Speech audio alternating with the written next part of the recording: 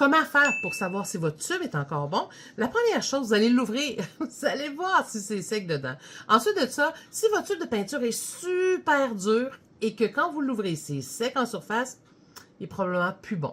Ce qu'il faut faire, vous pouvez retester un petit peu à la fois, juste couper l'extrémité avec des pinces coupantes pour le métal, parce que la majorité des tubes de peinture que je connais, pour ne pas dire 100% des tubes, eh bien, ils sont faits en métal. Donc, ce que vous allez faire, vous allez le couper, et là, vous allez essayer de sortir la peinture à l'huile. Évidemment, vous allez avoir besoin des pinces, vous allez avoir besoin d'essuie-tout, et vous allez avoir besoin aussi d'un papier palette, d'une spatule qui va vraiment vous aider pour sortir la peinture, et je vous dirais des gants pour pas trop vous beurrer. Alors, ce que je vous suggère, ce qu'il faut faire, vous allez surveiller, voir si vous pouvez sortir la peinture de votre tube.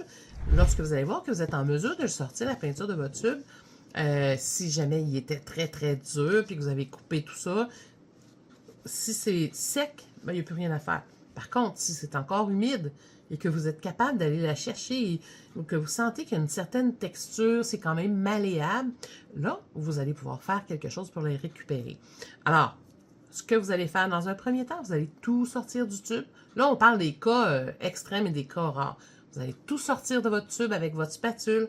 Vous allez mettre ça sur votre papier palette ou sur une palette de peinture, peu importe, et vous allez rebrasser, fouetter longuement et avec beaucoup d'ardeur, rapidement, votre peinture. Vous allez vous trouver à réchauffer vos pigments et votre peinture va redevenir molle. Vous allez en même temps rebrasser l'huile dans votre peinture. Parce que ce qui arrive souvent, les vieux tubes de peinture, lorsqu'ils sont dans notre coffre de peinture, souvent, ils vont garder la même position pendant de nombreuses années. Ils vont avoir été entreposés, ils vont rester soit debout comme ça, peu importe dans quel sens, c'est pas ça qui est important. Ce qui est important de savoir, c'est que la peinture et l'huile est plus légère, elle va remonter à la surface. Alors, peu importe le sens que vous allez être, tout ce que vous devez savoir, c'est que l'huile va être dessus.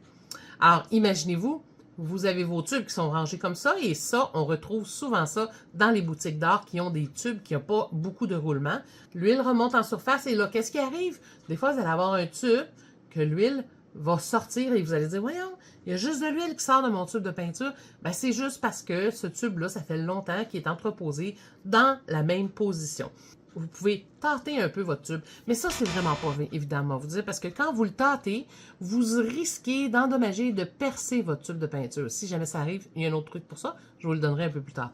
Mais, ce que je veux dire, c'est que vous pouvez retâter, remélanger comme ça, mais l'idéal, lorsque vous êtes au stade où il y a beaucoup d'huile qui sort tout le temps à chaque fois, le meilleur truc que j'ai trouvé, c'est vraiment de sortir ma peinture à l'huile, de la rebrasser comme il faut. Je lui redonne carrément une deuxième vie et je la remets dans un nouveau tube de peinture qui est neuf. Et si jamais vous avez d'autres questions comme ça, écrivez-moi-les ici, en dessous, dans les commentaires. Ça va me faire plaisir de vous faire une capsule pour les prochaines questions que vous allez me poser. Alors, si jamais tu as aimé mes trucs, n'oublie pas, abonne-toi à ma chaîne pour que je puisse, les prochaines fois, t'aviser lorsqu'il va y avoir du nouveau contenu. Alors, salut, à bientôt!